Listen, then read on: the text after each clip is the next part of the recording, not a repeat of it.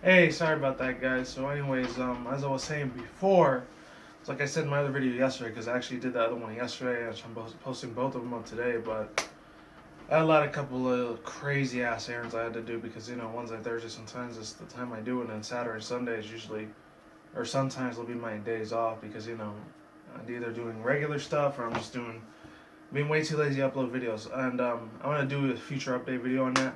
I'm gonna mix it in with a PS4 news. I actually heard about something in the UK was going on with the PlayStation 4, but we're still doing this top 5 honorable mentions.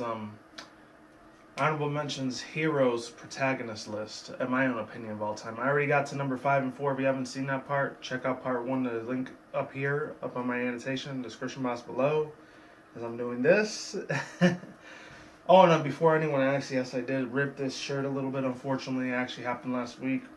I don't know, when I was doing the laundry, I think there was a little freaking piece of steel that ripped it off. So unfortunately, it's not as good as it used to be. Sad as it is. But anyways, I think the last character I was on was Eren. I think that's what his name was. Eren Yeager. Yeah, the one from Attack on Titan. So I'm just gonna read some of his trivias and everything. I forgot what it was. I think it was about his 3D maneuvering gear that I was going on about. I'm seeing how awesome and epic as hell that it was. So it reminded me a lot of how Spider-Man would use his web shooting stuff from Marvel. Speaking of which, I know I did it a couple months ago. You haven't seen the video or not, but I remember they said in Japan, over here in the United States, I think one of the developers or creators for either Spider-Man, which he might be dead by now, I don't know if he's still breathing, or one of the Japanese creators, I think is not Shibigami Tensei, but another dude, because he's the one that made Fire Emblem. What was it? It's on the tip of my tongue, man. I think it's Higashi Ashida, whatever his name was. I think he ended up doing a collaboration last year, and I don't know if it was gonna ever come out this year or not. But I did this video way earlier last year of 2014. That he was gonna do some comic manga version or some possible movie that might be here in the U.S. I doubt it, but it might be. Here in the United States, of how Spider-Man is going to team up with Eren Yeager to defeat all the new Titans that Spider-Man can't kick their asses because he's way too little for them. That'd be crazy as heck. That's an Americanized franchise mixed with a Japanese franchise like that. That's awesome as hell. I would really still love to see that if it ever happens as a movie. I think as a manga or comic that actually happened last year, but this year that'd be awesome as heck if that actually went off. The U.S. would make so much cash off of that. Seriously, not just Japan on its own. But yeah, let's look at all this trivia. That's how I'm going to start this video off. Got this 4 or 5 minutes to start, and let me just see how long it took. Oh, barely 3 minutes. Alright. So yeah, trivia. Eren ranked second in the character's popularity poll right after Levi Ackerman.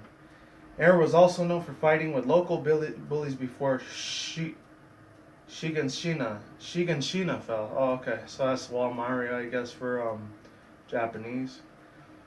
In a flashback, his father notes that he does not make friends easily.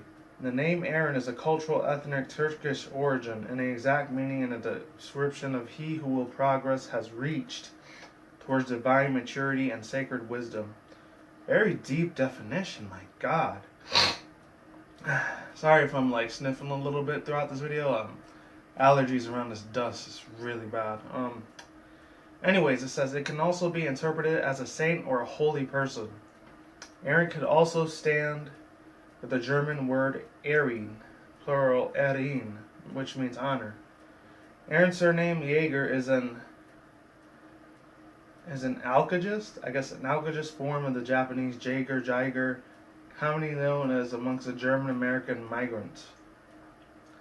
Eren Yeager sounds similar to the German word Jager, which means titular hunter. According to Armin Adler, the 104th Squad trainee nicknamed him the Suicide Bastard. And it's called, in Japanese, Shigi Igyosa Yaro, lit for the bastards who hurry to die. Hoo-hoo. Very dark on the Japanese one. I've seen that a couple times. They cuss a crap ton more than the English one. I have no problem with that at all, obviously. And it says, when speaking about Titans, Eren has a habit of using the word hiki, the counter suffix for the word's small animals, instead of tai, the counter for large animals, signifying his deep contempt for them. Oh, Hajime Isayama, that's what his name was. Hajime Isayama stated for an interview that he based Aaron's Titan form off the Japanese martial artist Yushin Okiyama, paraphrasing it to be ideally, physically, a middleweight martial art of the artist. And then it's from like MTV News. Attack on Titan creator Hijami Kisiyama interviews for MTV News. If you want to check that out, all this will be in the wikias in the description box below, or maybe it might be on my face. I don't know. If I decide to put those links to those articles, if I do so choose to do that. Let's see. Wishing lift for giant. No, whisk lifting. Oh no, hold on. And I'm not going to read that because that's way too hard. Things like Fugaro, Pilia, Nanabugan. As an Aaron's theme song. The song alludes to his name multiple times. Whilst lifting a giant boulder in front of the Titan form on the block of the breaching wall rose, Aaron bears a striking resemblance to the ancient Greek Titan Atlas, who supported the celestial spear on his shoulders. Wow, I had no idea on that. Aaron is one of the Titan characters that were named in the Nendroid figures, along with Mikasa, Levi, Armin, and the trait in the manga. In the game of Age of Gunslinging Online, a special Titan mode was made to tribute to the series. It features Aaron, or ENA, and NPC models after Aaron, voiced by Yuki Kaiji. A trailer of this mode can be viewed here, which I'll give you guys a link to that as well. It is unknown whether it possesses this trait in the manga. In the game after Gunslinger Online, a special Titan. No, I just read that. In an interview with Ishiyama in October 2013, issues revealed that Ishiyama originally intended for Aaron to have all knowledge alongside the Titans, but scratched over the idea. It had been stated that Kuriya in the anime and Aaron's ears are blush when he is lying. Oh, I never knew that either. That's why I like reading these facts and trivia type of things. It's really awesome. In the anime adaptation, there are few instances of foreshadowing Aaron's Titan shifting body before it is fully revealed. Soon after, while Maria falls, Aaron dreams of his father's injecting him with a mysterious serum. That might be the reason that he's able to transform in a Titan form like that, unlike others, you know?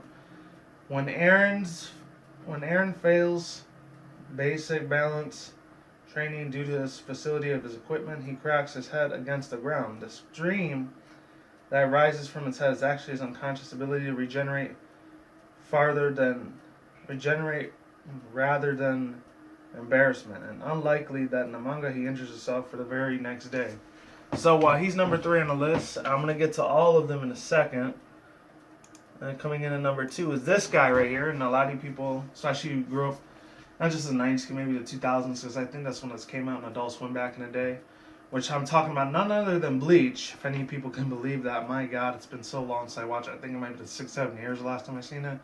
It's been a little while. So this is what it is about Ichigo Kurosaki and his affiliations. And let's see. Actually, it's not too much of it. That's freaky as heck, dude. I thought there'd be a lot more. So it says racial status. Ichigo Kurosaki has always recognized himself as human. This is mainly because, unlike the most spiritual beings, he has an actual human body and resonates in the human world. And it says something about his friend Quincy and Shigigami Fulberian and a group affiliation. Ichigo has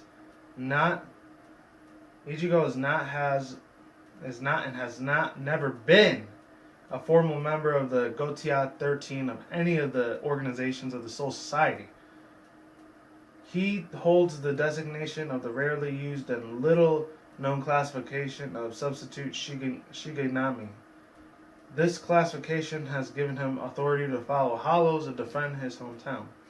It is revealed that, and I'm probably not going to say that name, I think it's Sansukyo Karomandani, I don't know, might be it, was not informed of Ichigo's statuses, as upon their first meeting. Kuromandani admits that he has never heard of Ichigo's statue of a seal of approval. Ichigo is alerted the presence of the hollow by his substitute badge, an artifact given him by Okitake. who claims that this symbolizes for the formalizing of Ichigo's substitute Shikigami position. His duty as far as the Shikigami are concerned is protecting the Karakura town, though Ichigo views it more as protecting his friends. Ichigo ignored only the real order that she received from Captain Commander Oh man, that's gonna be real hard. I'm gonna try my best to pronounce this. Gennady Rusai Shikiguni Yamamoto, which was not to go after the Orihime because she was abducted. Ichigo mentions giving up on the position after losing his Shikigami powers. Once Ichigo regained his Shikigami powers and revisited the Soul Society, he resumed the position of substitute Shikigami. Ichigo is concerned of his true Shikigami after his training request from the Royal Guard. And it says, Visor. Initially, he refused to join the group, but eventually comes to see himself as one of the most species-wise, I guess not. That's a really weird way to say it. Though he continues to refer himself as Shikigami instead of a Visor, he associated himself with the Soul Society, regarding his loose association with them. He maintained a distance from the group and considered them somewhat friends and allies. Ichigo's groups in Karakura town. His friends are quite loyal in him and follows every room, regardless of whatever the current situation is, though there are occasional leadership's arguments between himself, Renji Abadana, and Urahai Ishida. His loyalty to his friends, family, and town are far beyond that of any other group that he has considered himself to come in contact with over the past few months. In Urahai's group, Ichigo thinks of Urahai and Yoroichi as his mentors. And I remember that chick Yoroichi, she was cute as hell back in the day. I had the biggest crazy female anime crush of having that chick back in, I think it was like middle school or high school at that time. I think freshman, it might have been. But God, that woman was so freaking badass. Sorry about the language. But yeah. And he he respects them greatly, though he occasionally argues with them over the actions and decisions regarding the situation, training or otherwise, though mainly due to the pride that he and his own reckless logic have seen, or have experienced. So, yeah, there's that. That one wasn't as long. I thought he'd have, like, his superpowers and abilities. What happened to his Zanpakuto and, like, the Hollow Mask that he normally uses? I completely forgot what those were, but, that's the best things I liked about him. And Eren Yeager already said something about his 3 maneuvering when he turns to the Titans and kicks the crap out of not just Annie, but all the other Titans before when he was fighting them in Tross. That was awesome as hell. I loved the crap out of that scene. It was like the best thing out of the all-time in the universe when I was watching last year, even though it came out 2013, but I didn't see it until a year later because I wasn't really hyped for it until last year. That's when I've been a fan of it ever since, you know. And the last but not least, this guy right here. I think most of us can agree, especially if you were like the Pokemon fans back in the day. This guy was a boss, or this kid in a way was a boss. And it's Red, the original Red, before, you know, Ash later on, 97 or 98, I think when the anime came out. I should have known this. I was a 90s kid. When Ash was introduced, because everyone thought Red was a lot more badass than Ash was. I always had that mistake, and I'm not going to try to go too off topic here, because I really want to read some of this information, that Red was Ash, but I actually found out a couple of years down the line that Red and Ash were completely different, like, type of entities, in a way, different characters, because Red knew how to train his Pokemon very professionally. He did it very hardcore, and then he had to fight him all the time. Mount Silver with the 3 final starter evolutions from the old school days, from Blastoise, Charizard, Venusaur, and his Pikachu and his Espeon. I remember Snorlax and Lapras, but I think they took out his Espeon, though, because it was way too hard. I think in 4Gen, I think they replaced him with just Snorlax. No, Snorlax, Lapras, and Pikachu, and then the final 3 started, and that was it. I don't know who it was before. I think in Crystal was when they replaced the Lapras, because Gold and Silver, when you fought him at the time, it was Snorlax, Pikachu, and Espeon. Remember that? Yeah, but that Espeon was a freaking hard wall to destroy, man. But yeah. And all the Gen 1ers or Gen 2 people, like, they say, oh, Miltank's Whitney Miltank was bad. Nothing compared to Ash's Espeon, or Red's Espeon, excuse me. So, appearance, personality, I could read that, I guess. So, Red's pale brown hair with a white cap, has a white cap and gray eyes, and wears red sleeveless jackets and white collars and stripes. Black undershirt, yellow pants, baggy blue jeans with black and red and white running shoes. Personality. Red is a very serious person, especially when it comes to his battles. This can easily be seen when he seldom smiles. He's very quiet and usually uses and usually what? Usually uses everyone's a list in the game, I guess. Oh, it's the one that uses the dots. Yeah, because he was always super quiet all the time. He never talked ever. But I guess that's how it was with the protagonists. Because I'm not trying to get too off topic again, but I guess the developers for Game Freak, especially at that time when it was forgot his dude's name. It wasn't Junichi Masuda because he was the one just making the music until after third generation. I think it was fourth gen.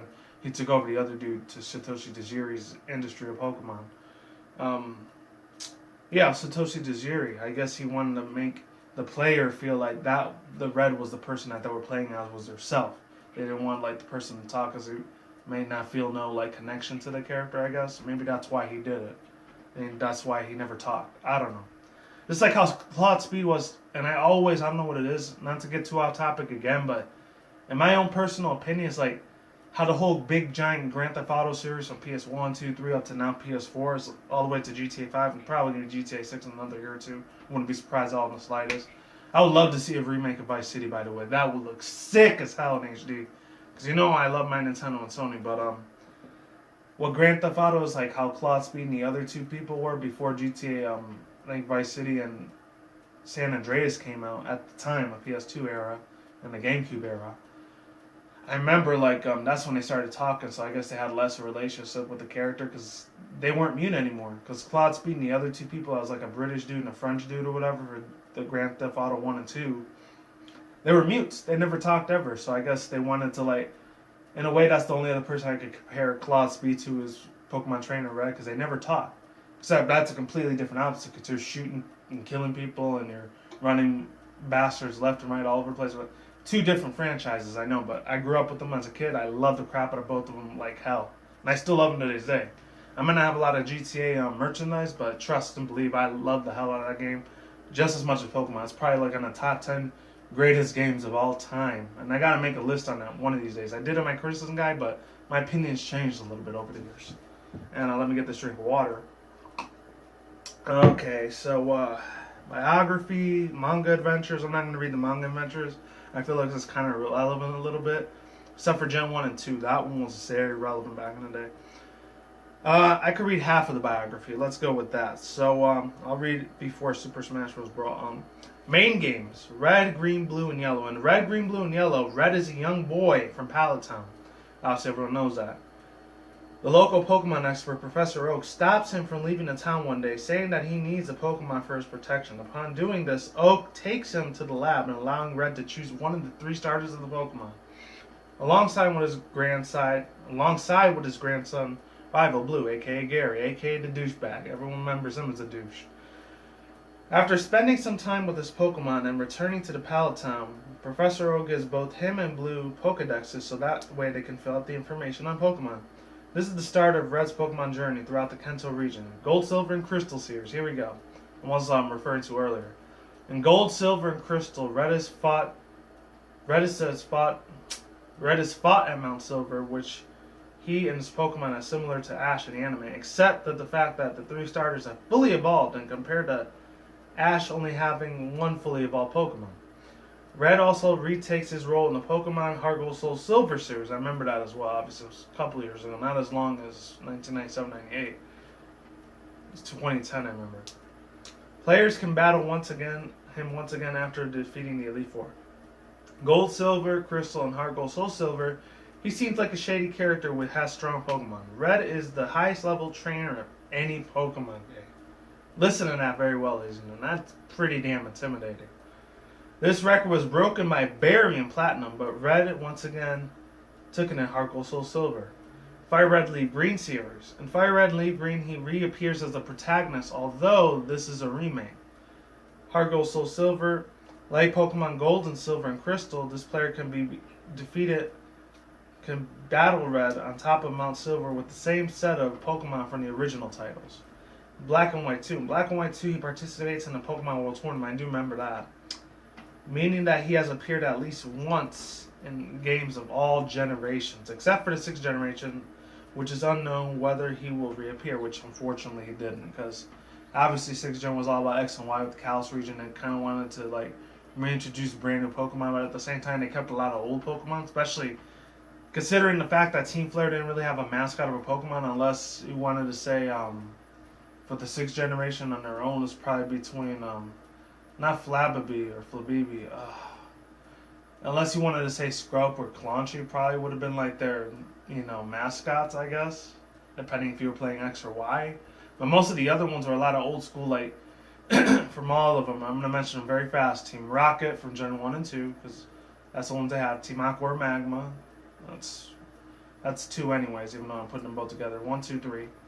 That's actually 3, screw it. And then Team Generation 4 was Team Galactica. Generation 5 was Team Plasma, which that was like the liberation of Pokemon, set them free. I didn't really like that one that much, but I did like the second one better when they were Team Plasma Pirates. They were a lot more badass compared to the regular Knights at the Round Table, middle-age Pokemon teams, evil teams. And then 6th generation was Team Flare, which I really didn't care too much for Team Flare. I'm not going to be totally honest with you, but I did like their leader, Lysandre. He looked pretty badass. He looked like a boss. Other than that, and that dude Xerosic, he was funny. And I really liked the cute ass girls that were in there too. They were awesome as crap, literally. Little fashion model chicks, they were cool. Other than that, that's pretty much it there. So hopefully you like this top 5 best anime protagonists, honorable mention anime protagonists of all time list, and that's pretty much it. I'll put all the links to these articles and the wikis on the description box below, or not all of them on my channel and this annotation, because I will get filled up and I don't want to bombard you people with annotations all the time, because I know that might get annoying. And that's it. So hopefully this is under 20 minutes. I wanted to make it 20 minutes at least, but once again, peace out once again, third time. Bros, women, bronies, and pegasisters. I will see when I see you. You guys have a good day, have a good night, wherever out around the world. Don't drink smoke weed at the same time. Don't act reckless. Keep it calm, keep it cool, keep it chill, keep it collective, all that good stuff. And until then, that's it, guys. Peace out, lates, and goodbye. And stay tuned. More videos coming soon. Brand new videos on the channel almost every single day. And with that said, you guys take it easy, stay safe, stay healthy, stay on the grind out there. Be easy, be you, do yourself, all that good stuff. And with that said, I'm out like sauerkraut. I will talk to you guys soon. Look out for more future content on the channel, and talk to you guys later. Goodbye.